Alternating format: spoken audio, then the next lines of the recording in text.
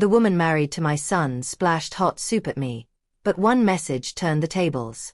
My world ended with the slam of a car door. 1 second I was a wife walking out of the courthouse with numb legs and a spinning head. The next, I was just a woman standing in the wind with nowhere to go. My ex-husband, Victor Lane, stood at the back of his glossy black SUV, ripping through the contents of the trunk like he was tossing out trash.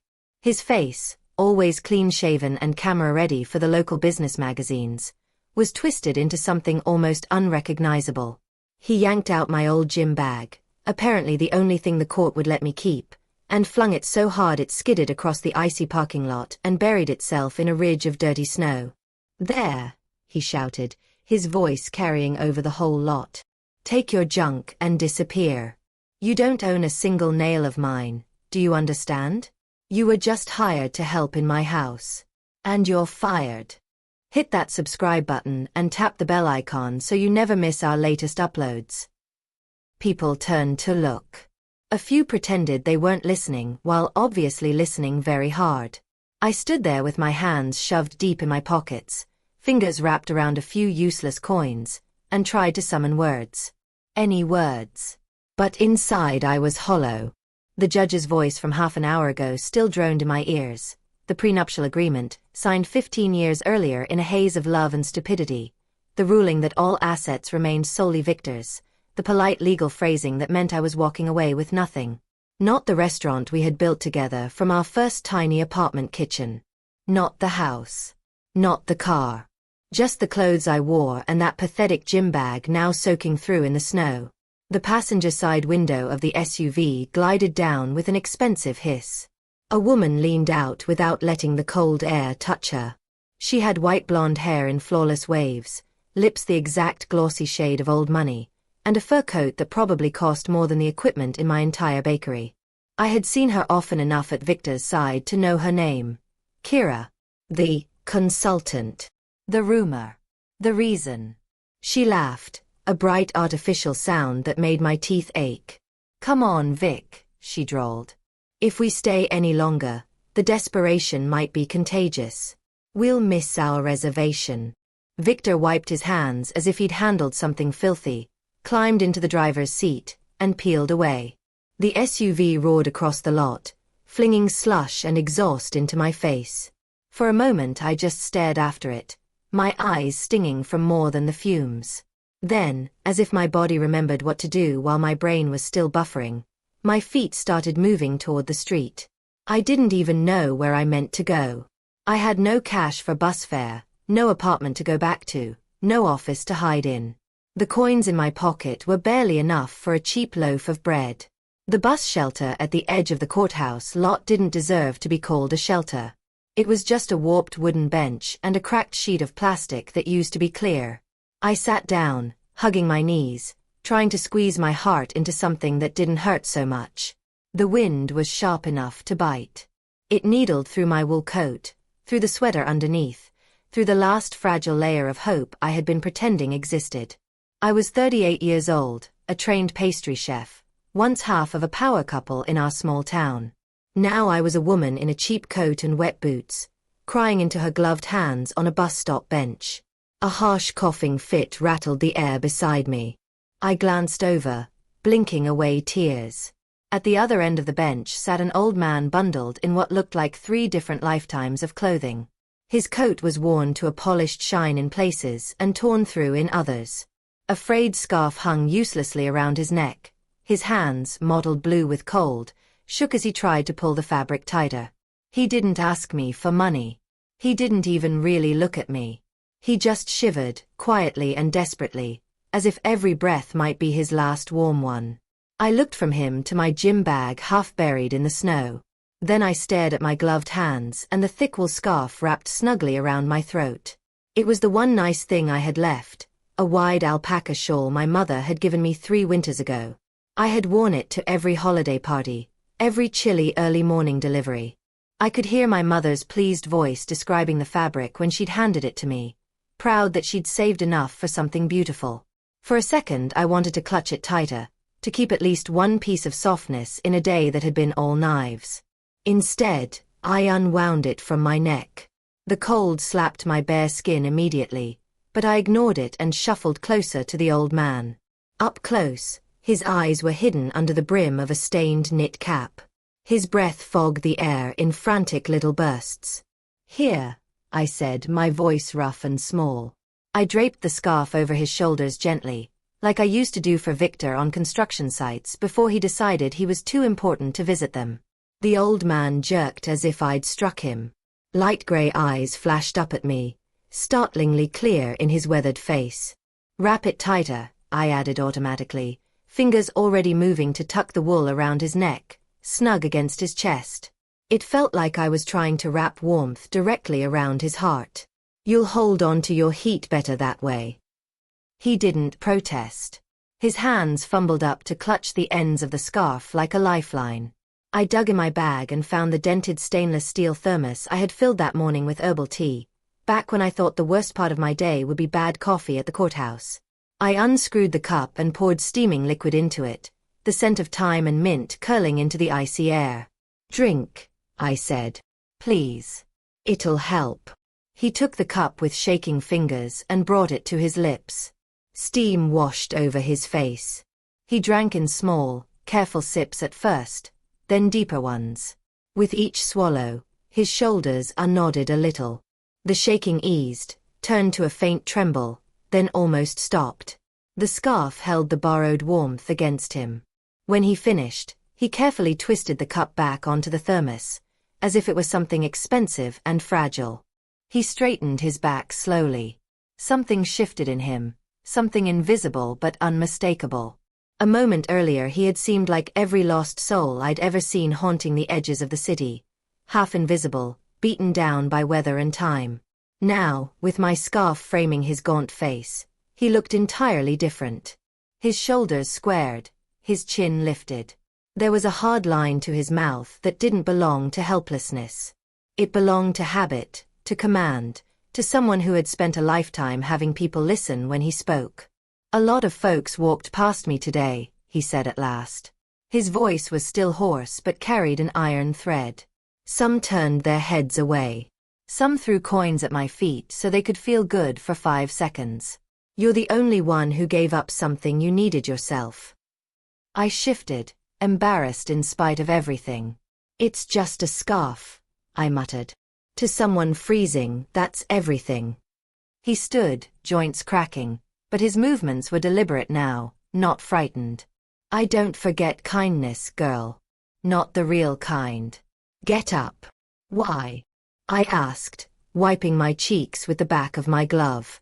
My face burned from crying. My fingers throbbed from the cold. "Because I'm going to show you where you live now." For a moment I could only stare at him, my mind stuttering over the words.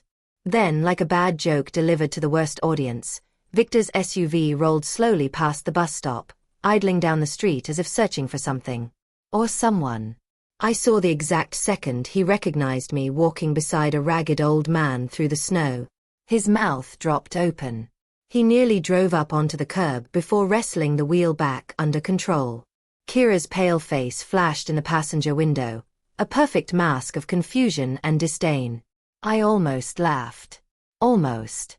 But the old man's posture was so calm, so sure, that I found myself doing the strangest thing I had done all day. I believed him. I picked up my gym bag and followed as he shuffled up the sidewalk. We walked only as far as the corner before he turned onto Oak Ridge Avenue, the town's trophy street. On one side of the road, behind an ornate metal fence, rose the house I had called home for a decade. Victor's proud showpiece, all fake pillars and oversized windows designed more for gawking neighbors than for actual living. On the other side of the street, opposite the glitter and glass, loomed a different kind of structure. Everyone in town called it the Old Rowan House. It was massive, built from dark stone that had weathered storms long before any of us were born. Its windows were shuttered, ivy clawed up its walls. For as long as I could remember, the place had been abandoned, wrapped in rumor, inheritance battles, lost heirs, foreign courts. The heavy front gates were chained shut and dusted with snow. The house looked less like a home and more like a forgotten kingdom. The old man walked straight up to the gate as if he did it every day. Behind us, I heard Victor's SUV slow again, the engine humming like something large and predatory waiting to see what would happen next. I wondered if he was about to shout something out the window, add one last insult to the pile. Instead, he just watched. The old man peeled back a drift of snow from the brick pillar and revealed an intercom box so old I'd assumed it hadn't worked for years. He tugged off one of his frayed gloves, pressed a sequence of numbers on the faded keypad with quick, practiced motions, and waited. The panel beeped once, then glowed a faint green. Somewhere in the ironwork, gears groaned. The huge gates shuddered, then began to slide open with surprising smoothness, as if they had been serviced yesterday instead of sitting locked and rusting for a decade. Across the street, Victor's smirk died on his face. He stared, eyes widening, while his perfect life bumped up against something he couldn't control. The SUV jerked forward, clipped the edge of the curb, and bumped low against a street lamp with a hollow clang. Kira's squeal echoed faintly, half outrage, half fear. "Go on," the old man said to me, his voice suddenly formal. "Walk in. You've spent enough time standing on someone else's threshold." I stepped through the open gate. The world behind me narrowed to the crunch of snow under my boots and the sense of Victor's stare burning into my back. When the iron slid shut again with a soft, final thud, the sound cut off the street, the accident, the whole old life like someone closing a book in the middle of a sentence. Inside the fence, the courtyard sloped gently toward the house. Snow lay untouched on stone paths and low hedges, glittering under the pale winter sky. Up close, the old Rowan house was even more imposing, but not dead. Just sleeping. Every shutter, every balcony, every carved stone cornice felt like it was holding its breath. A single key turned in the massive oak front door with an easy click. The old man opened it and stepped aside, gesturing for me to enter first. "Wait," I said, my voice catching. "I don't even know your name." He removed the knit cap from his head.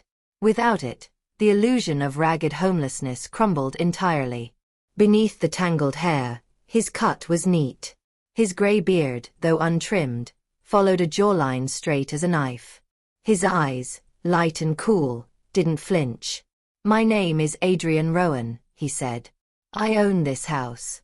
And the land your ex-husband's palace squats on."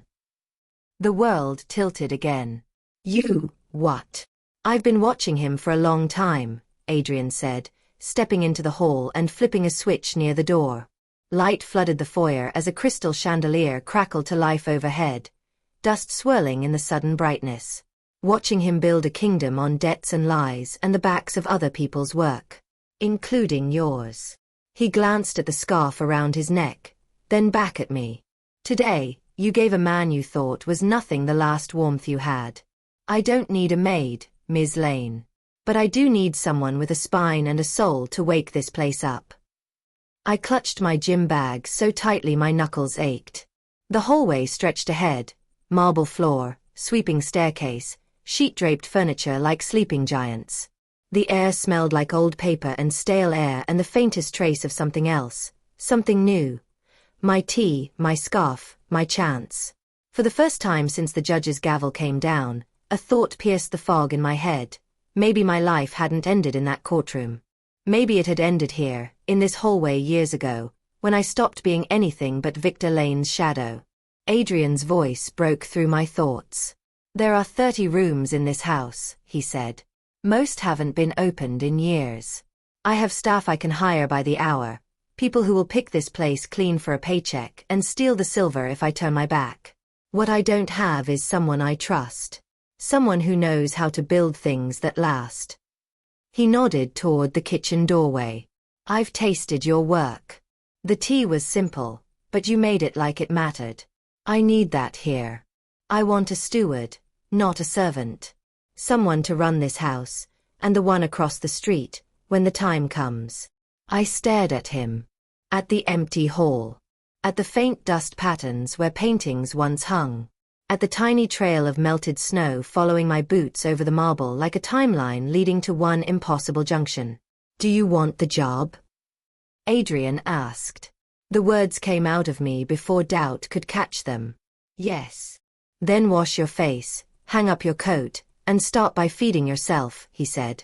There's a generator, full freezers, and a kitchen that deserves someone who actually knows what they're doing. Your room is upstairs, first door on the right. The water still runs hot. I carried my gym bag up the wide staircase, my legs wobbling not from fear this time, but from the strange, fierce feeling rising in my chest. By the time the shower's heat turned my skin pink and rinsed off the courthouse, the parking lot, and Victor's voice telling me I was nothing, I knew one thing for certain. I wasn't finished. Not by a long shot. Down in the kitchen, an industrial dream of gas ranges, copper pots hanging like medals, and stone counters the size of dance floors, I found flour, eggs, butter, and yeast in the humming refrigerators. My hands, which had spent months being idle while Victor told me not to waste my talent, remembered everything in an instant. I measured and mixed and kneaded, pounding dough with every memory of his lies, his late nights, his new cologne that smelled like someone else's apartment. I shaped loaves and savory pies, rolled sweet dough into spirals, set trays to rise in the warmth of the ovens. As the first batch baked, the house began to change. The sharp chill in the air retreated before the wave of heat from the stoves. The scent of yeast and roasting meat and sugar seeped into the hallways, under doors, up staircases. It was like breathing life into a sleeping giant, one lungful at a time. Across the street, through a small dusty window over the sink, I could see Victor's house. His silhouette rushed from room to room, phone to ear, shoulders tight. He had seen Adrian's face when the gates opened. I knew from that alone that he understood the danger.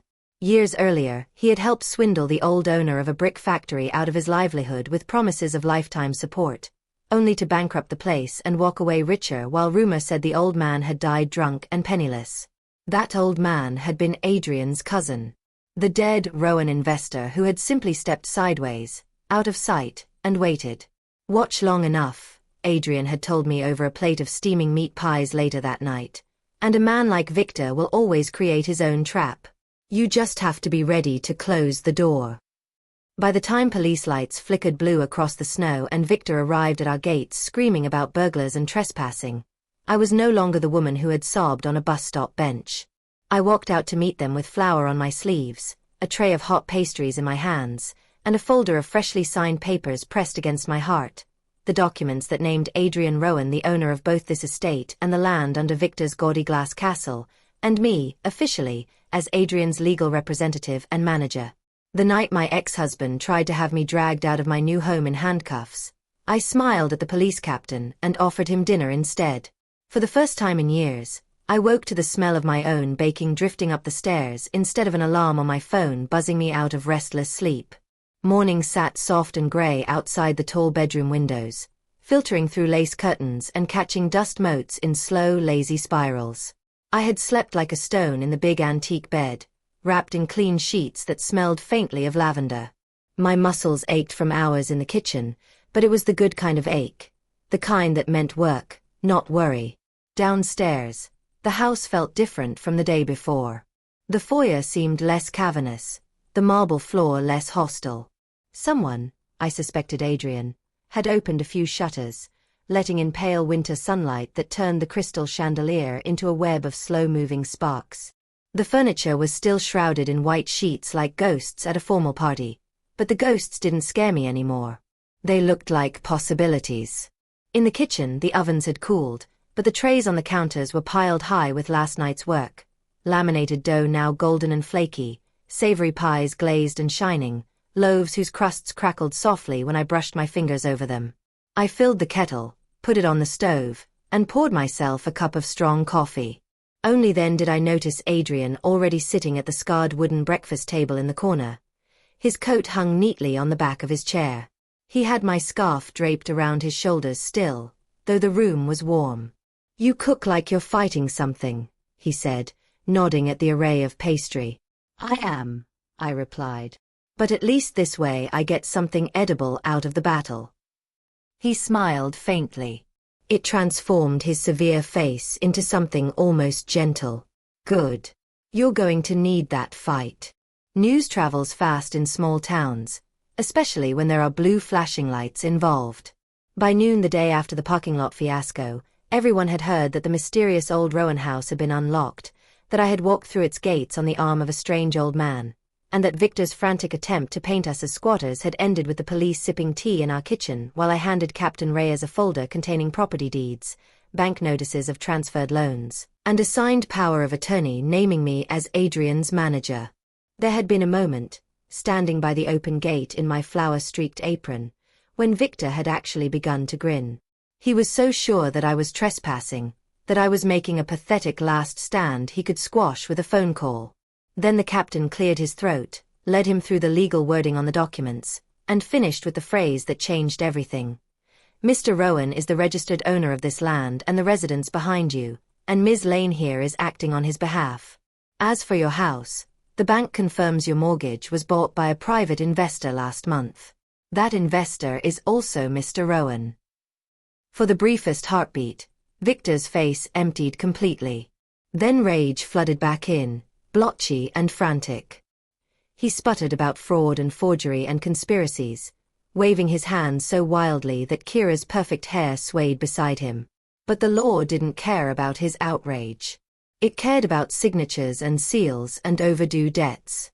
The officers chose the scent of my pies and the warmth of Adrian's kitchen over Victor's screeching, and when the gate slid shut behind them, Victor had been left outside in the snow, yelling promises of revenge at an iron fence. The next few days blurred into one long, busy ribbon. Running a house that size was like running a small hotel. Adrian had money and connections. I had a knack for organizing chaos and a stubborn streak that had finally found somewhere useful to live. We interviewed staff, housekeepers, a gardener, a maintenance crew, and hired carefully. Adrian insisted on seeing my notes for every candidate, not because he doubted me, I realized, but because he was curious about my thought process. You're not just hiring hands, he reminded me. You're choosing the bones this place will stand on. Don't pick anyone who treats work like punishment. Through the kitchen window, we could see Victor's world fraying. Delivery trucks stopped coming. Men in suits arrived more often, their visits shorter and their faces tighter. One morning, a bank courier handed Victor a thick envelope at his gate while the whole street watched. By afternoon, word had spread. His accounts were frozen pending investigation into tax irregularities. I knew where those irregularities were buried.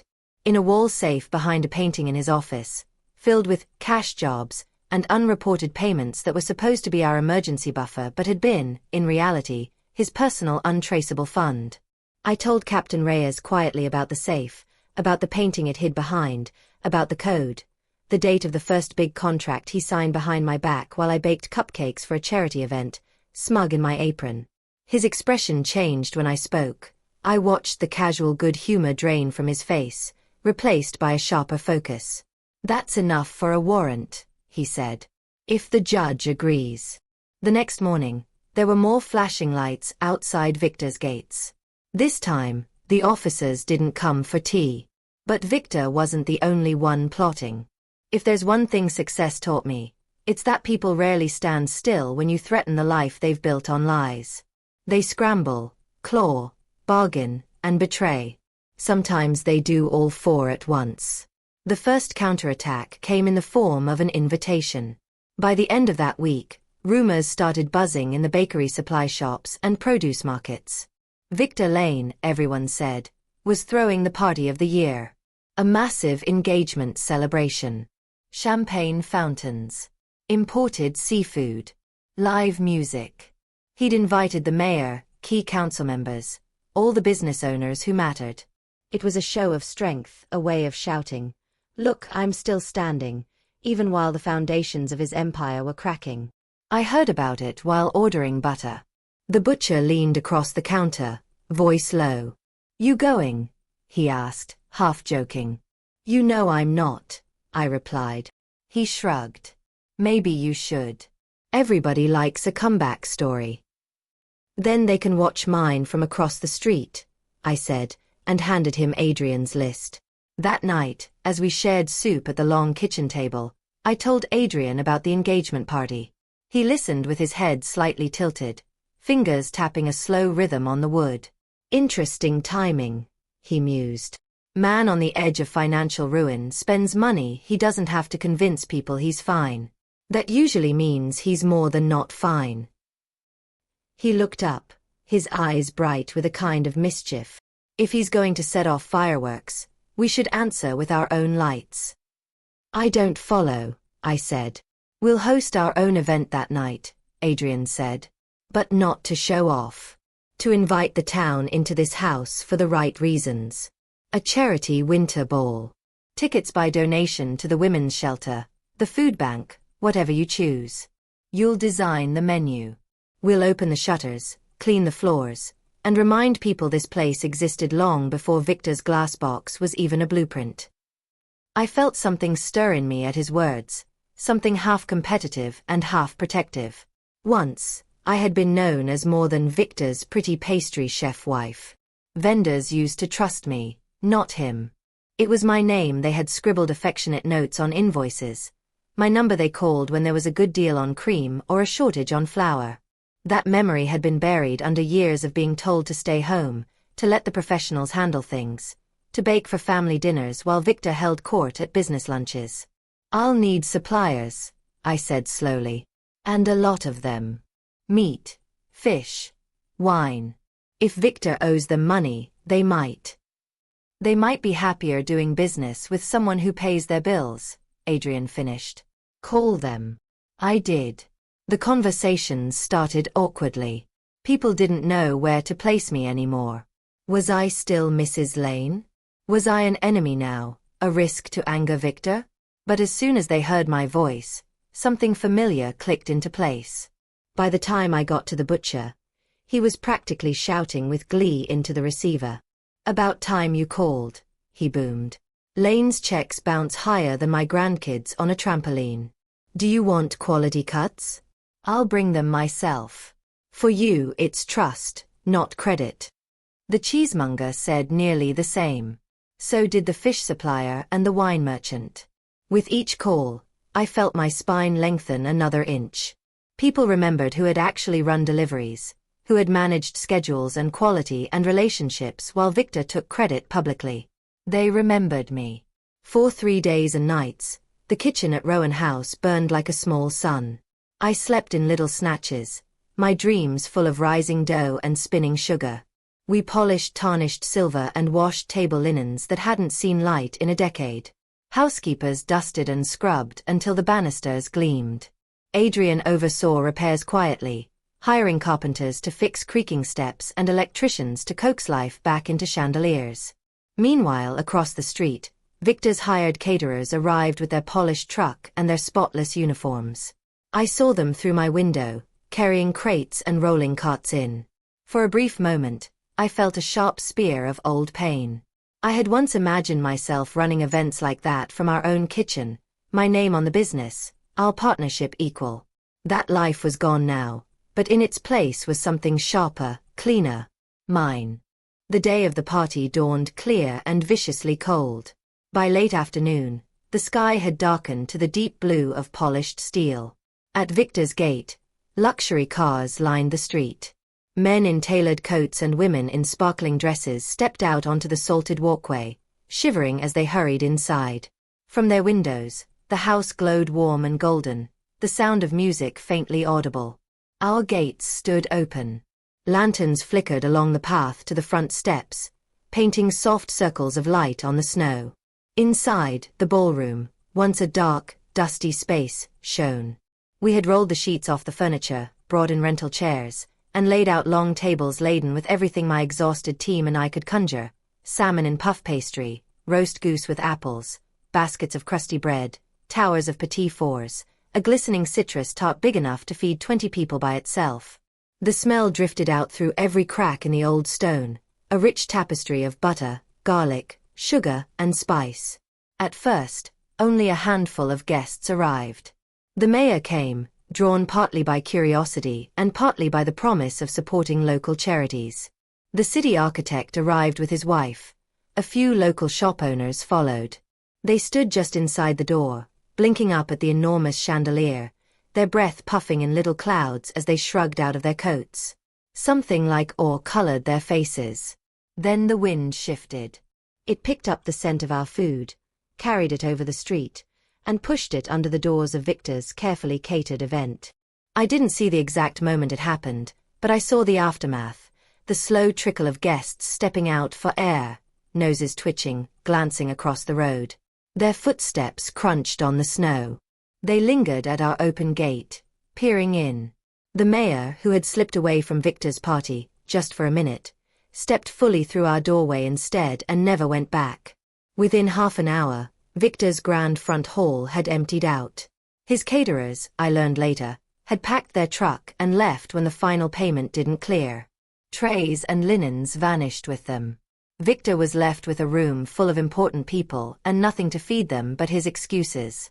Hungry, cold and unimpressed, they followed their noses, and the mayor across the street. In our ballroom, laughter and conversation rose to a low roar as guests devoured food like they hadn't eaten in days. They complimented the goose, the bread, the flaky pastries. They toasted Adrian's return, the restoration of the house, the idea of the charity fund the ball was raising money for.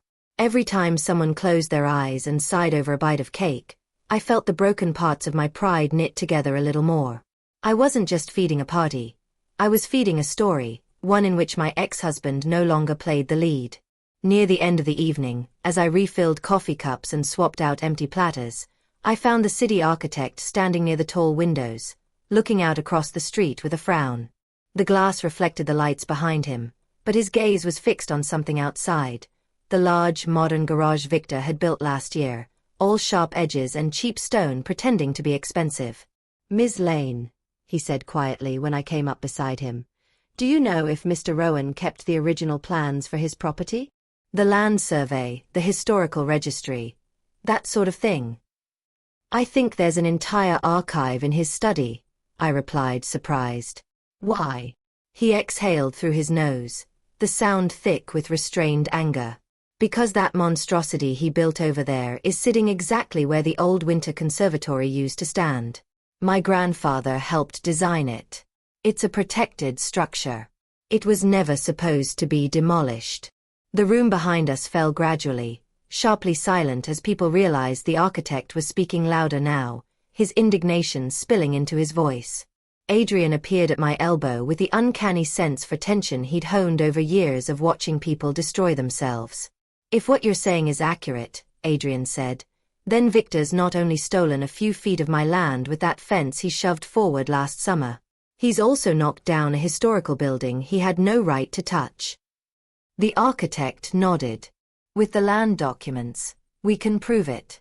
Between the registry, the original survey lines, and the new measurements, the case is straightforward. He'll be ordered to demolish that garage. Likely at his own expense." A murmur swept through the crowd, sharper than the earlier gratitude for hot food. People in that room cared about history, the old families, the town's heritage. Victor had marketed himself as a protector of those things. To find out he had bulldozed a landmark for a 3-car monument to his ego hurt his image far more than any gossip about affairs could have. Adrian lifted his glass, his eyes scanning the guests. "Then that's what we'll do," he said. "We'll use the paper, not the gun. We'll use the law, not the rumor mill." Victor built his empire on ignoring the rules. It's only fair that the rules come back for him. I met his gaze, feeling that spark of fight in my chest crackle brighter. "If we're going to dismantle the world he built on my back," I said, "I want to be there for every brick that falls." "Good," Adrian replied. "Because this was just the first crack."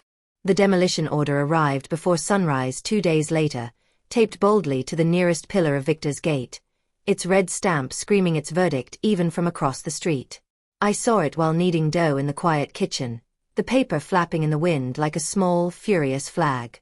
5 minutes after Victor stepped outside, bleary-eyed in his robe, and tore it down, we heard his roar echo all the way to our porch. He wasn't the only one who heard it. Desperate men make noise. Fearful men make plans. When the bell rang at our own gate that afternoon and I checked the camera, my heart rolled over once. Standing there in a thick coat and a hat pulled low was a woman I knew too well. Amelia Lane, Victor's mother. In the years I'd spent as her daughter-in-law, she had been a whirlwind of opinions and small cruelties wrapped in a cloud of expensive perfume. She loved appearances more than people, money more than fairness, gossip more than truth. Even so, she had once kissed my cheek and called me dear, in a voice that almost sounded like affection. "Simone, sweetheart, it's me," she called, hands fluttering around her face like trapped birds. "Please, let me in. I'm freezing. We must talk." Adrian was at the kitchen table, sorting through folders. He didn't look up when I glanced at him, but I felt his attention all the same. "She's a scout," he said evenly. "Your ex has sent her to do something he doesn't dare do himself." "I know," I replied. "And she's still his mother. Which doesn't make her harmless," he said. "Your kindness is a strength, Simone. Don't let it become a weapon in someone else's hand." I didn't answer. I wiped my hands, smoothed my apron, and went to open the gate. Up close, Amelia looked smaller than I remembered. Without full makeup and her jewelry, her age sat heavier on her face. She clutched her shawl tighter, shivering theatrically as she stepped into the hall. "Oh, just look at this house," she breathed, her slow gaze sliding over the polished wood and gleaming lamps. "A palace. And over there, in ours, it's like a prison. That girl, that creature, she doesn't cook, she doesn't clean. Victor is beside himself. Everything's falling apart. I told him he was a fool to let you go." The performance was so good I almost believed it. Almost. I guided her toward the kitchen. "We've got warmth and tea at least," I said. "Sit down. Catch your breath." I turned my back to fill the kettle at the sink. The sound of running water masked small noises, but not completely. Years of running a restaurant had trained my ears to pick up the subtle off notes that meant trouble. A blade slipping on a cutting board, a shelf rattling wrong, a gas burner not igniting properly. That's why I heard the faint, crisp shutter of a phone camera from the hallway. I shut off the tap and stepped silently to the doorway. Amelia stood at the little side table where Adrian had left a folder open the night before, the one containing old maps of the conservatory, boundary lines clearly marked. With one hand she flipped pages quickly, with the other she held her phone, snapping photos in rapid succession. Gone was the trembling old woman routine. Her face was sharp, focused, and predatory. I watched for one long breath, then another. If I stormed in and snatched her phone, she'd scream. She'd play the victim. She'd tell Victor that I'd attacked her, and he'd run to whatever cameras, lawyers, or reporters still believed his version of events. Adrian's warning echoed in my head. Anger is fuel. Don't burn it up. Put it in the engine. So I walked back into the kitchen the loud way, letting the cupboard doors thump just enough to give her time. By the time I reappeared in the doorway with a tray of cups and a plate of warm pastries, she was back in her chair, dabbing at her eyes with a crumpled tissue. The phone sat in front of her, screen down, as if it had never moved. "Here we are," I said, setting the tray down. "Tea and cherry braids. Fresh from the oven." "Oh, you always baked so beautifully," she sighed, reaching for a pastry. "Victor talks about your food all the time still, you know. He misses you terribly. He made a terrible mistake with that girl. How is your pension these days, Mrs. Lane?" I asked, cutting across her sentence. She blinked rapidly. "My pension? What an odd question. It's fine, I suppose. The government is stingy, of course, but Victor helps me." "Does he?" I pulled another folder from the drawer, this one thinner, black, anonymous. Adrian's investigators had done in 2 days what would have taken me months. Traced financial transfers, power of attorney signatures, missing funds that had never reached the elderly woman they were meant to support. I opened the folder and slid a page across the table. "Because these statements say something else." Her eyes dropped to the paper. At first, she seemed not to understand what she was seeing. Lines of numbers, dates, amounts. Then comprehension washed over her features, flooding every wrinkle. Each month, on the date her pension was deposited, The full amount had been transferred out within hours to an account in Victor's name. That money had paid for a bright red sports car, a car that I knew, from the dealership records on the next page, was registered in Kira's name. For a moment, Amelia simply stared. The pastry in her hand crumbled to flakes she didn't seem to feel. "No," she whispered. "No, there must be a mistake. He told me he was putting it into a savings account. For a cottage. By the sea." "There is no cottage," I said softly. "And there is no savings account. There's just a car and a woman young enough to be his daughter." Her hands began to shake as she snatched the papers, reading the details with feverish intensity. Her face drained of color until she looked almost translucent. All the anger she'd ever directed at me, all the contempt, all the petty comments about my background, my career, my inability to give her the grandchildren she wanted. Every weapon she'd used on me turned now in the direction it should have always been aimed. "At least now you know the truth," I said. She didn't answer. Instead, she reached into her oversized handbag with jerky movements, rummaged in the depths until she pulled out a small pill bottle and a ring of keys. The keys clinked softly on the table when she dropped them between us. The pill bottle went back into her bag. The keys did not. "He sent me here to steal," she said at last, her voice nothing like the dramatic tones she used for gossip. It was flat, raw. "He told me to get the maps. Said if you kept them, he'd lose everything. You're my mother," he said. "Save me." All this time, he was stealing from me. She pushed the keys toward me with a fingertip. "These open his side door, the garage, his office, the safes downstairs he never told the bank about. Use them. Do what you think is just.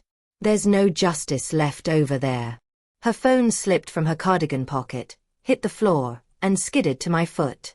I picked it up and set it on the table beside the keys. "That would be the evidence he wanted you to steal," I said. "You can keep it. Or I can." She stared at it for a long second. Then she stood, suddenly looking much older. "Do what you want, Simone," she said. "You're the only one in this whole mess who deserves to." When she left, the smell of her perfume lingered in the doorway like a bad memory. I sat alone at the table, the ring of keys in my fist, the phone between us. Outside the kitchen window, Victor's house glowed faintly in the late afternoon light, its glass reflecting pieces of our stone facade. 4 years, that reflection had meant safety, home, partnership. Now, it looked like a mask. I didn't have time to dwell on it. That evening, the mayor's office was hosting a birthday banquet for his wife, catered by us. 50 guests, a towering cake, and a menu that would either seal our place in the town's mind as a new fixture, or mark us as a one-hit wonder. There were deliveries to check, garnishes to prep, sauces to finish. I pushed the keys into the back of a drawer and went to work. Sabotage came riding in on the smallest, grainiest detail. Flour. While I had been talking with Amelia, one of the delivery doors by the driveway had been left unlocked for only a few minutes, just long enough for someone walking past to slip inside. Our biggest sacks of finely milled cake flour sat near that open door, the tops rolled down but not sealed yet. I didn't know this at the time. All I knew was that when my assistant Lena poured the flour into the mixer for the sponge cake batter, the texture looked a bit off, too heavy, somehow. Normally, I wouldn't have tasted batter at that stage. Raw eggs and salmonella and old habits die hard. But my grandmother's voice nudged me from somewhere in the back of my brain. "Your tongue is your compass, Simone. Use it." I dipped the tip of my little finger into the swirling pale mixture, lifted it to my mouth, and touched it to my tongue. The shock nearly made me spit directly onto the mixer. The batter was not sweet. It was mouth-blisteringly salty, like someone had poured the ocean into sugar and flour. "Stop!" I shouted. "Turn it off. Now." Lena jumped, her hand jerking away from the controls. What happened?" "The flour's ruined," I said, my heart hammering. "Check every bag we left near the door." In the storage room, we tore open the sacks one by one. Each had a strange weight to it when I scooped my hands through. Grains that weren't quite wheat glinted between my fingers. Someone had dumped coarse salt into them, mixing enough under the surface to ruin anything we baked. It hadn't been an accident. It was deliberate. And there was only one person in this town who was petty, panicked, and cruel enough to order something so reckless. The same woman who had watched my deliveries from her bedroom window as my van came and went. "Toss it all," I said. "Every bag. We start again with what we have." Lena stared at me. "The banquet is in 6 hours, Simone." "I know," I replied. "But I'm not going to build my future on something rotten just because someone else did." We sifted ordinary all-purpose flour 3 times to lighten it, adjusted leavening and sugar by instinct and experience, and prayed. The new batter rose in the ovens, golden and even. By the time the van pulled away with our carefully packed dishes, my hands were shaking with exhaustion and adrenaline. Out the window, I saw Victor and Kira leaving together in a rush, tension vibrating off their bodies. Their plans with the bank were crumbling, their sabotage had failed, and they didn't know yet how much trouble they were about to be in. When they drove away, I took the keys out of the drawer. "Mr. Rowan," I said, standing in his doorway. "Back door 2 locks, alarm code is probably still your birthday," he said without looking up, as if he'd heard this moment coming long before I did. "Don't stay long. And don't take anything you didn't bring, except the truth." The ring of keys felt heavier than metal as I crossed the street. 4 years, walking through those gates had meant coming home. Now I entered like a thief with lawful cause, heart pounding, every creak of the boards under my feet amplified. The hallway inside smelled like stale air and spilled wine. Boxes of unopened luxury goods cluttered corners. Dust lay thick where my old knickknacks used to stand. Without anyone to care for it, the perfect house already looked like it had started to rot. Upstairs, in what had once been our bedroom but was now clearly Kira's domain, the air reeked of expensive perfume and hairspray. I ignored the glossy dresses and glittering shoes, the piles of cosmetics around the vanity, the half-finished glass of champagne on the nightstand. I went straight to the closet. Stupid, careless people hide their secrets badly, and I knew Kira wasn't careful. She was just opportunistic. It didn't take long to find the shoebox high on the shelf behind a stack of sweaters. Inside lay a small pink-covered notebook with a flimsy lock and an old flip phone with a cracked face. The lock on the diary snapped with barely any effort. I opened it to the middle at random and started reading. The words sprawled across the pages in looping, childish handwriting. Not love letters, not reflections, but plans. Notes about how much pressure Victor was under. Calculations of how many gifts she could squeeze out of him before his accounts dried up. Casual mentions of lying about pregnancy tests and forgetting to take pills. At the bottom of the box, beneath the notebook, lay a folder from a private clinic. The dates and numbers on the ultrasound sheet hit me like a physical blow. Conception when Victor had been out of the country. Gestational age that didn't match any time he could have been near her. The phone, when I powered it on, held only a handful of messages, but they were enough to build an entire case on. All from a single contact labeled, "Boss." Short, sharp exchanges about whether Victor bought the story, instructions to stall until he signed loans, promises to disappear once he was deep enough in debt that a buyout would be cheap. And the number. Oh, I knew that number. Everyone in town did. It belonged to Damien Cross, Victor's largest competitor, a man who smiled broadly in public while methodically crushing anyone who threatened his market share. I slid the diary, the medical file, and the phone into my tunic pocket. I had just turned toward the door when a car slammed into the driveway below and the front door flew open. "What do you mean the account is empty?" Victor's voice thundered up the stairs. "Check again." My path through the hallway was cut off. I ducked into the narrow servant's passage at the back of the closet, a hidden door I had discovered years ago while looking for a lost earring. Victor mistrusted anyone who had less than 2 bathrooms in their house. He'd probably forgotten we even had it. Heart hammering so hard I could feel it in my fingertips, I eased the panel shut behind me just as the bedroom door banged open. From the darkness of the passageway, I heard everything. Kira complained that it was freezing. Victor insisted he could smell me in the room, drawers slamming, hangers rattling, the shred of fabric as he fumbled through the closet I had just vacated. I held my breath and slipped down the back stairs, the stolen evidence pressed to my chest. When I finally stepped out into the bitter air behind the house, every nerve in my body felt stretched to breaking. I walked back to Rowan House on legs that didn't quite seem to belong to me anymore. Adrian was waiting in the study. I dropped the phone, the diary, and the medical folder onto his desk with less ceremony than their contents deserved.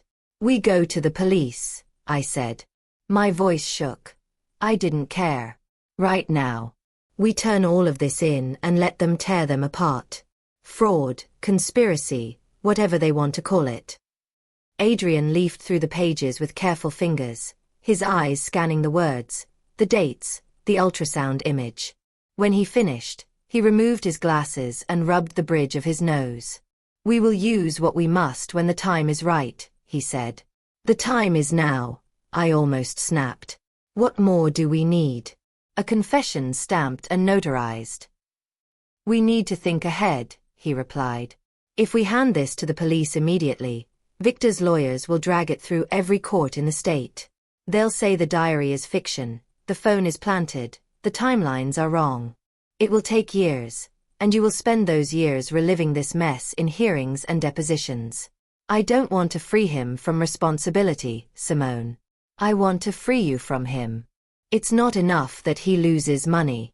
He needs to lose the story where he's the wronged hero. This," he tapped the phone and the folder, "is our endgame. But not our opening move." "Then what is?" I asked, exhausted. He looked past me, toward the window. Snow drifted past the glass, soft and steady. "We wait," he said. "Desperate men aren't patient. They commit their worst sins trying to escape the consequences of their earlier ones. When he does that, we'll be ready." The waiting didn't take long. A glossy auction catalog arrived the very next morning, slid under our front door with the rest of the mail. On the cover, under the words, "Estate Jewels and Heirlooms," glowed something I knew as well as my own reflection, a set of emerald jewelry. Ring, necklace, earrings. The last pieces of my great-grandmother's dowry. During the divorce, Victor had claimed the safe they'd been stored in was empty. He'd told the court I must have sold them or mislaid them, and the judge, facing a neat prenuptial document with every clause in Victor's favor, had shrugged and moved on. Seeing those emeralds now, catalogued as Victor's property, made a fury rise in me that felt clean instead of choking. "He's selling them," I said, my voice barely a whisper. "Tonight." Adrian's eyes scanned the listing. "Then tonight," he said quietly, "we take back more than jewelry." The auction house smelled of polished wood, old money, and faint anxiety. Chairs were lined in neat rows facing a low stage where a man in a tuxedo stood behind a podium, gavel poised. Crystal chandeliers shed warm light on the gathered crowd. Familiar town faces, out-of-town collectors, a sprinkling of journalists with discreet cameras. When Adrian and I walked in, side by side, conversation faltered. People turned to look, whispers rising like steam. I wore a deep green dress that hugged my waist and fell to my ankles, simple but unmistakably deliberate, the exact shade of the emeralds in the catalogue. Adrian carried himself with the unhurried confidence of a man who owned his own seat in any room. Victor sat near the front, jaw clenched, Kira beside him in a dress that sparkled with someone else's money. He turned at the sound of the murmurs, and when he saw us, his expression flickered from shock to fury to something ugly and calculating. He leaned over to his lawyer and said something into his ear. The smaller lots went quickly, a silver tea set, a carved clock, a few paintings. I barely heard the numbers. My heart beat in my throat, matching the tempo of the gavel. When the auctioneer finally announced Lot 22, the emerald set, my hands felt like ice despite the warmth of the room. "Ladies and gentlemen, we have here a rare suite of gold and emerald jewelry, late 18th century craftsmanship," the auctioneer intoned. "Consigned by Mr. Victor Lane as an inherited family heirloom. We'll open at 300,000. 300, I said clearly, raising my paddle before anyone else could breathe. Across the room, Victor's eyes lit up with ugly delight. He had been expecting a profit from this sale. Now he smelled blood in the water. He nudged his planted bidder at the back, an unremarkable man in a cap whose presence would have been invisible if I hadn't known exactly how Victor liked to manipulate crowds. 350, the bidder called out. 4, I countered. 500,000, the man responded instantly. The crowd shifted, impressed. 600, I said. The anonymous bidder didn't hesitate. 700. We climbed, number by number, pushing higher into a stratosphere where the price no longer matched the market worth of the jewelry. The room grew thick with anticipation. Even people who had no intention of bidding watched as if a tennis match were unfolding in front of them. Victor's smile stretched, thin and hungry. In his mind, every extra dollar I spent was proof that I still danced to his tune, driven by sentiment and anger while he chose the key. 1 million, his shill shouted at last. The crowd fell almost completely silent. The only sound was the faint whir of the projector and the auctioneer's steady breathing. I let the number hang in the air for a moment. Let Victor savor it, feel it settling in his bones. Then I rose slowly, feeling the weight of every watching eye, and lowered my paddle. I won't go higher, I said, my voice carrying. The emeralds are worth more to me than anyone else here. But I have a different question. The auctioneer blinked, surprised. Yes, madam. In your catalogue, I said, taking a step toward the stage. This set is described as Mr. Lane's family inheritance. Is that correct? That is how it was consigned, yes, the auctioneer answered, fiddling with his glasses. Then perhaps you could explain, I said, turning to face the crowd, why the inside of the ring is engraved, to my granddaughter Simone, all my love, Grandma Liza, 2001? The silence that followed was so complete I heard someone's chair creak a few rows back. Victor surged to his feet, face reddening. She's lying, he shouted. There's no engraving, this is slander, she. We'll check, the auctioneer cut in, his voice icy now. He picked up the ring delicately in gloved fingers, lifted it to his jeweler's loop, and examined the inside band. The moment he found the engraving, his jaw tightened.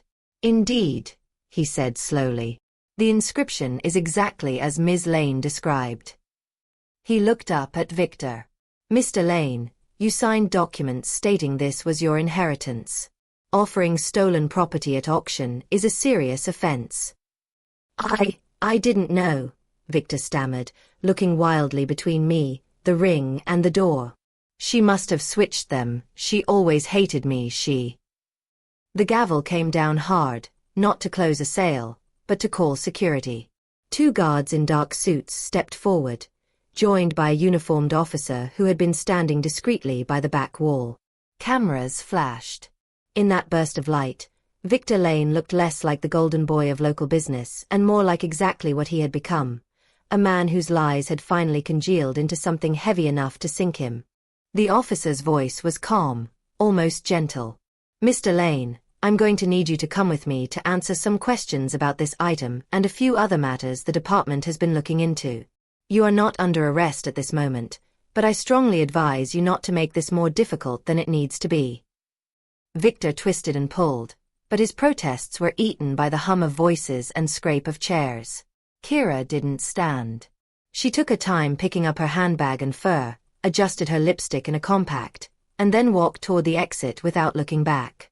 For a second I thought she might glance my way, toss out some smug remark. Instead, she paused in the doorway, where a tall man in an overcoat was waiting. Damien Cross. He offered his arm with a smile as if they were leaving a gala instead of a public disaster. Kira took it with a brightness she had never once shown Victor, laughing at something Damien whispered. They walked out together under the crackle of cameras, their silhouettes slipping into a waiting car. The story would be everywhere by morning. The beloved businessman selling stolen jewelry, his glamorous fiancée revealed as the companion of his fiercest rival. I wondered if Victor would see the headlines from his holding cell or from his own couch, wearing the same robe he'd yelled at the demolition notice in. He came home just before dawn, released under supervision while lawyers started weaving explanations. I didn't see his return, but I heard it from the night nurse at the care facility weeks later, when it had all become grim gossip instead of breaking news. He had stormed through the house calling Kira's name, only to find closets empty, drawers cleared, the safe in the basement door hanging open like a broken jaw. She had taken everything portable and valuable and vanished. In the moment, though, all I knew was that the auction had ended with no sale of my jewelry. The lot was withdrawn amid legal questions. Later that week, the auctioneer called Adrian to apologize and confirm that any attempt to sell those emeralds would be frozen until their rightful ownership was determined. "That's done," Adrian said, hanging up. "One more brick is gone from his wall. But he still has enough left to hurt you if you let him." I thought the same later that night, when tires crunched outside and the scent of gasoline cut through winter air like a blade. I had just finished cleaning the last mixing bowls when the front gate buzzer crackled and died mid-ring.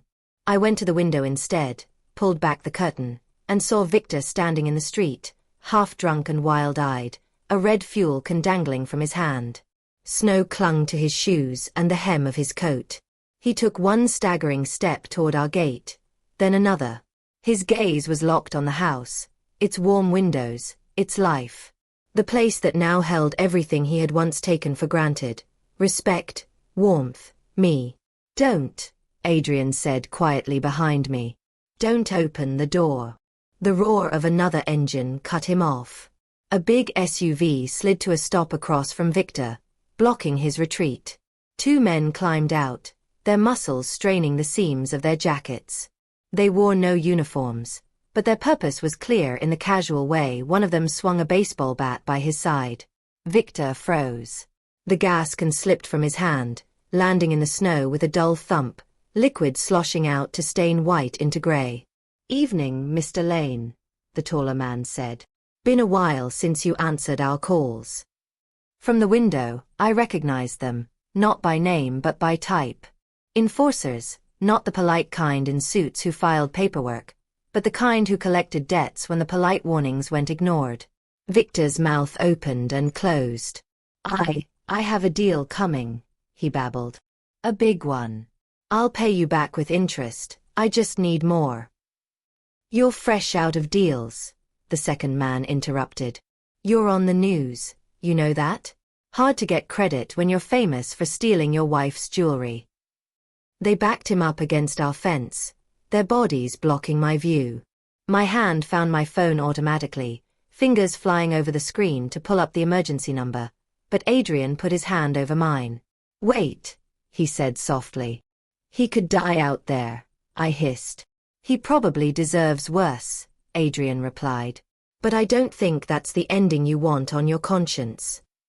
Down below, the argument escalated. The taller man, Tank I'd later learn, leaned in, his voice turning cold. "We can't get blood from a stone, Victor, and that's what you are now. But kidneys? Now that's another story. They're worth good money." Victor slid down the fence, his legs buckling. The threat was probably exaggerated, meant to scare more than promise. But the panic in his choked pleas was very, very real. I stepped away from the window. When I returned to the front door, I carried not just my phone but the knowledge that if I didn't intervene, Victor's story would end in a way that gave him martyrdom he did not deserve. He would become the tragic victim of gangsters, the poor ruined man destroyed by forces bigger than himself. His part in his own downfall would blur in people's memories. And mine would blur with it. So I opened the gate. The cold hit my face like a slap. All three men turned at once. Victor sprawled in the snow, breath steaming, Tank and his partner turning, surprised, then wary. I walked toward them in my house slippers and wool coat, heart beating against my ribs, and stopped between Victor and the two men. "That's close enough, lady," Tank warned. "This doesn't concern you." "It concerns me entirely," I said. "He owes you $500,000, including late fees." He squinted. "You know the number?" "I know all his numbers," I replied. "And I know you can't collect from him because he's broke, under investigation, and one bad choice away from prison. But you can collect from me." I'm offering you $250,000, transferred now, in exchange for the full assignment of his debt. You walk away tonight with money instead of a corpse." They exchanged a look.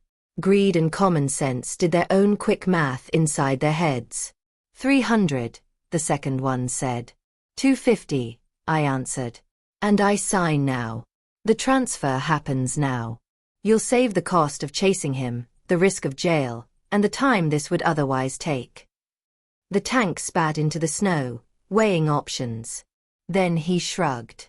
250 it is, he said. Ladies got more brains than you ever did, Lane. They pulled a wrinkled assignment contract from the glove compartment, something they clearly used often. Under the harsh beam of their truck's headlights, I read every line and filled in the blanks. Name of borrower: Victor Lane. Amount owed: $500,000. New holder of the debt: Simone Lane. It was the single ugliest signature I had ever put on paper, and also the most satisfying. "A transfer?" the shorter man asked, holding out a portable card reader set to route funds to a foreign account. "Or cash?" "Transfer," I said, thumbing into Adrian's banking app on my phone. He'd given me access weeks ago, trusting my judgment more than he did most people's intentions. With a few taps, I moved $250,000 from his account to theirs. Tank glanced down at his own phone and grinned when he saw the confirmation. "You're clear, Lane," he said, stepping back. "Or rather, you're not our problem anymore. She is." The SUV rolled away, taillights glowing red in the dark. I stood a moment longer in the cold, listening to the fading growl, then turned toward Victor. He stared up at me, stunned, grateful and confused, twisting his features. You saved me," he stammered. "Simone, I knew it. I knew you still loved me. You wouldn't just let them." "No," I interrupted, holding up the signed contract between two gloved fingers. "I didn't save you, Victor. I bought you." He blinked. "What?" "This notice," I said, shaking the paper, "says that every asset you pledged as collateral for that loan now belongs to the holder of the debt if you fail to repay it in full. You can't repay it. Your accounts are frozen, your credit is gone, your partner stole everything portable. So from this moment on, your house, your car, your boat, if it still exists, sits under my name. Not your lawyers, not the bank's. Mine." He struggled to his feet, face twisting. "You can't do that," he snarled. "It's my house. My home." "Then pay me $500,000, I said calmly. "Right now. And it's all yours again." He said nothing. There was nothing to say. His world had finally shrunk to match his behavior. Small, mean, and cornered. "You have 10 minutes, I added, nodding toward his front door. "Gather whatever personal items you can carry. Clothes, a few keepsakes. When those 10 minutes are up, I change the locks. You yelled at me once that I didn't own a single nail in your house. Now you don't own one in mine. Tick-tock, Victor." He turned away, stumbling uphill through the snow toward his front steps. My hands shook when I walked back into Rowan House. I had wanted justice. Now I held something terrifyingly close to it, and the taste wasn't sweet. He didn't pack. He barricaded. Within 5 minutes, he had slammed his door shut and thrown every bolt. When the police arrived, summoned by neighbors who saw him waving his shotgun out an upstairs window, screaming that he'd shoot anyone who came near, our quiet street turned into a movie set. Sirens, bullhorns, tactical vests, helmets, the whole dizzying show. From behind an armored police shield, Captain Reyes spoke through a megaphone, ordering Victor to stand down. A sniper took position on a neighbor's roof. SWAT officers crouched behind vehicles, weapons trained on the house that had once held my wedding photos above its mantel. In the middle of this chaos, as the winter sky turned black and the spotlights washed the front of the house in harsh white, I made a decision I never would have believed myself capable of a year earlier. "Let me talk to him," I told the captain. "Not face to face. On the phone." "It's dangerous," he warned. "He's armed and not thinking straight." "He was never going to shoot you," I said. He'd shoot himself first. But only if he thought it would make him look like a victim. I held up my phone. Give me 5 minutes before you pull the trigger. The captain hesitated, then nodded once. 5. I stepped behind the nearest cruiser, out of direct line of sight, and dialed the number I could have punched in blindfolded. It rang long enough that I thought he might let it go.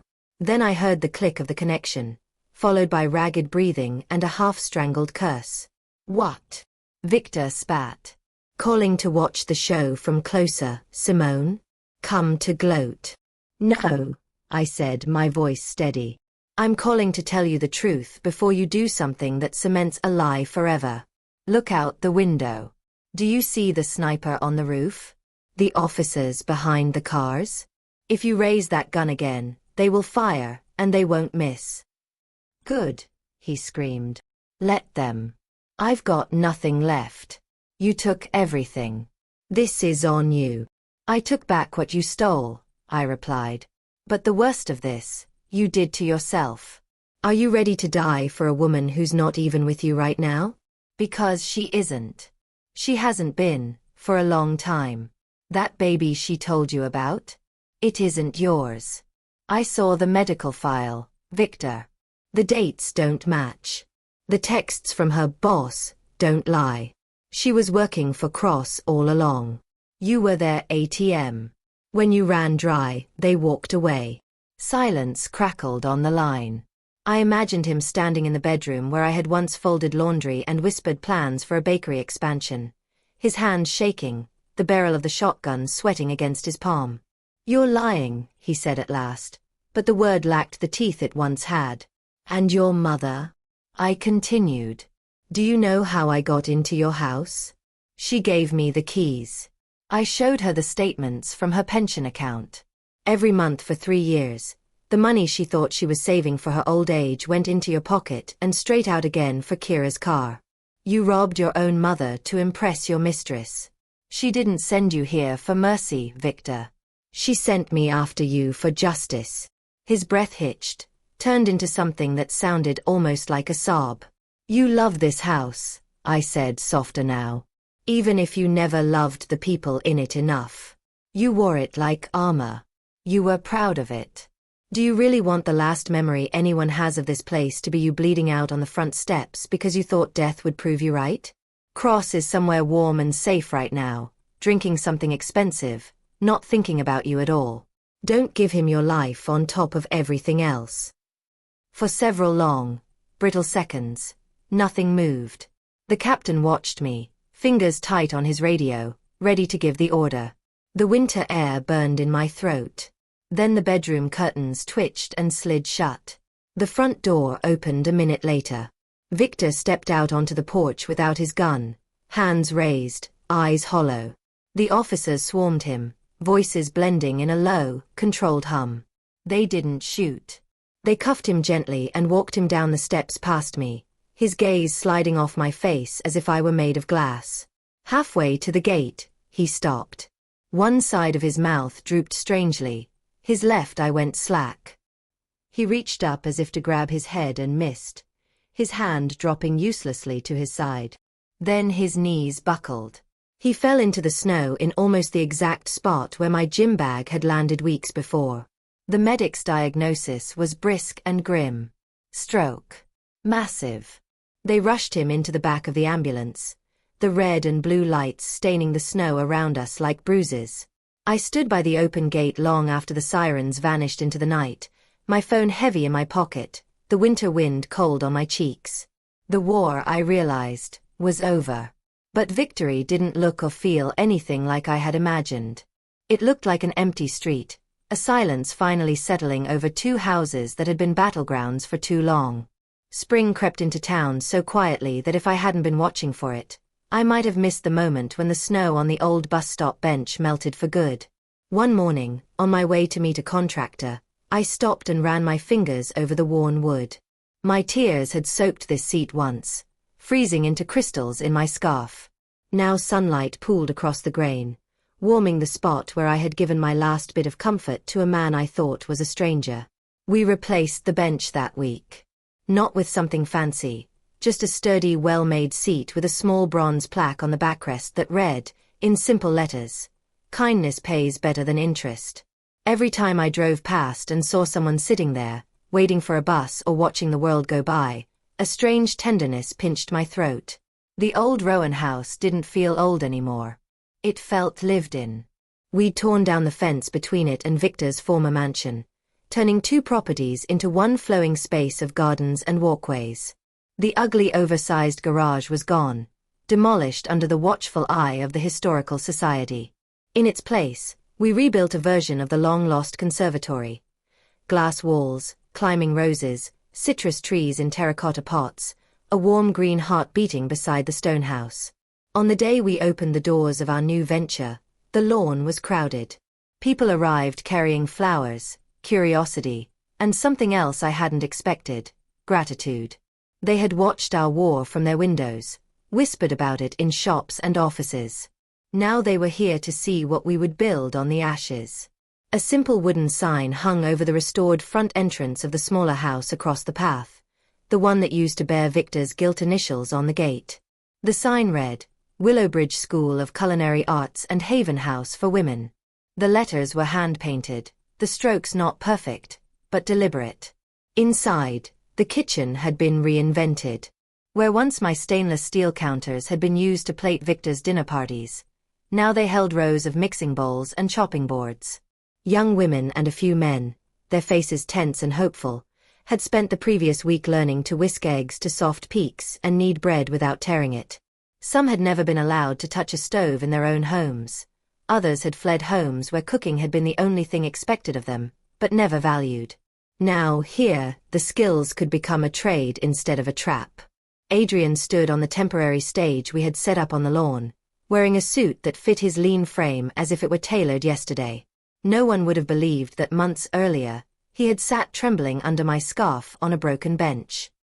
He spoke without notes, his voice carrying easily to the farthest row. He told the gathered crowd that these houses had once represented greed and a careful curating of appearances. For years, one side of the street had been more concerned with looking generous than actually being so, and the other had been left to decay under legal limbo. Then he told them, quite simply, that I had changed both. In the worst winter of her life, he said, when she had nothing but a scarf and a thermos of tea to her name, this woman chose to share them with a stranger. She didn't know she was giving those things to me. She didn't care. She saw someone cold and acted. Today, I'm proud to say she is not only the steward of this estate, but also my daughter in every way that matters. He pulled out an official document with a ribbon and seal. My name glowed on it, followed by his. He had made me his legal heir weeks earlier, in a quiet meeting with his lawyer and the notary. Today he told the town. I didn't cry. Not then. The applause rose around us anyway, bright and thunderous. When he hugged me and called my daughter into the microphone, something inside my chest finally settled, like a picture finding its proper spot on a wall. After the speeches and the cutting of the ribbon, after we let people wander through the classrooms and taste the pastries the students had baked, I slipped away. Out the side gate, into my car, through streets that were beginning to soften from salt-crusted gray to early spring color. The nursing home sat on a quiet side street, an unremarkable building with small lawns and a few potted plants by the entrance. Inside, it smelled of antiseptic, detergent, and the faint, stale trace of institutional meals. Nurses in pale uniforms nodded as I passed. They knew my face. The billing office knew my name. Adrian had offered to handle the payments himself, but I insisted. I wanted this responsibility. Paying for Victor's care every month out of the funds I controlled wasn't an act of mercy or vengeance. It was a statement to myself that I had moved beyond both. Victor lay in a private room with a small window overlooking a scraggly tree. If I hadn't known the shape beneath the sheet, I might not have recognized him. The stroke hadn't killed him, but it had taken almost everything else. He couldn't move except for tiny jerky motions of one hand and his eyes. He couldn't speak. He'd been diagnosed with a form of locked-in syndrome. Fully aware, able to hear, feel, and see, but trapped in a body that had stopped obeying commands. His gaze found me as soon as I stepped through the doorway. For a moment, rage flashed there, mingled with fear and pleading. Once, that look would have swallowed me whole. Today, it barely brushed the edges of my calm. "Hello, Victor," I said, setting my handbag on the visitor's chair without sitting down. "It's been a while." His eyes widened. He tried to move his mouth. The muscles only twitched grotesquely. Tears welled up without his consent. "We opened the school and the shelter today," I went on. "The houses look different. Your garage is gone. In its place is a conservatory. You would hate it. It's all fruit trees and sunlight instead of cars and concrete." His pupils flickered, tracking my face. I wondered how often anyone visited him. His mother came by sometimes, I knew. She brought crossword puzzle books she filled in herself while he watched. Once or twice, I had seen a former colleague at the reception desk, signing in with a forced smile. But the town had moved on more quickly than he ever believed it would. "They asked about you," I said, "at the opening. For about 5 minutes. Then they started talking about menus and classes and scholarships. People forget quicker than you think. You used to believe the town would stop turning if you stepped away. Turns out, you were wrong." I pulled my wallet from my bag and took out a single coin, a $1 piece with a woman's profile worn smooth by years of handling. I set it on the bedside table, the soft clink loud in the quiet room. "Do you know why you're here, Victor?" I asked. "Not this room, though that too. I mean, do you know why you're still alive instead of lying in some cramped ward at the public hospital or nowhere at all?" His gaze snapped to the coin, then back to me. If eyes alone could speak, he would have screamed. "Because I pay for this place," I said. "Every month. Out of the money you thought you'd keep from me forever. Out of the kitchen you tried to ruin and the house you swore I'd never own. You taught me a long time ago that whoever holds the purse strings holds the power. I'm just applying your lesson." His tears spilled over, sliding down his cheeks into his hair. He couldn't lift a hand to wipe them. They stayed there, cold and relentless. "You told me once," I reminded him, leaning close enough that he could see my reflection in his pupils, "that I didn't own a single nail in your house. That I was just the help. That I was fired.